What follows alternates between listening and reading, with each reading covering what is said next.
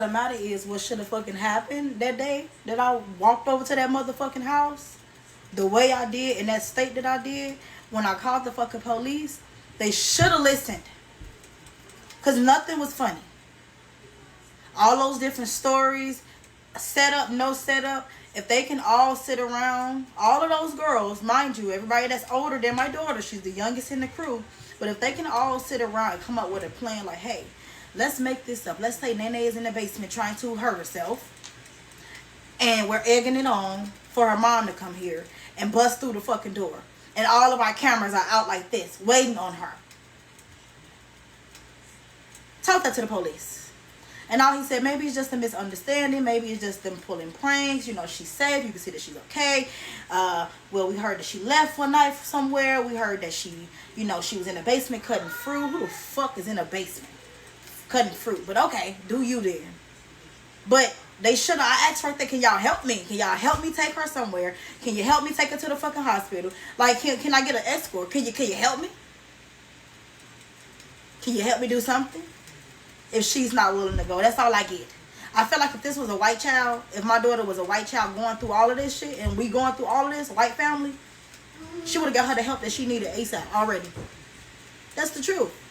That's just how I feel. Argue with yourself in the comments. But yeah, thought, you know, I'm so confused on that, you know, like that wasn't funny. Now, like I explained to that cop, I said, now what happens if one day, you know, one day they are high off their minds because they doing shrooms or whatever the fuck they call, and something go crazy up there, and then they act on that bullshit. Then what? Then you gonna regret it, or you probably won't. Probably won't even regret it that you didn't listen to the mom. But that day wasn't funny. It wasn't funny. It wasn't funny. And I'm gonna keep saying that. And y'all can keep on saying, oh my gosh, she's just 13. They're kids. They don't know. They knew enough to sit around and come up with that plan to lure me there because they know I care about my baby. They knew that much. But I don't hear nobody talking about that. Blame the mama. Blame the mama. All you can say is, oh, she came on the internet. She blasted this. She talked about her essay. Listen, I'm sorry that y'all feel that way. I'm sorry. I'm sorry. But keep in mind that I went through it too. You know?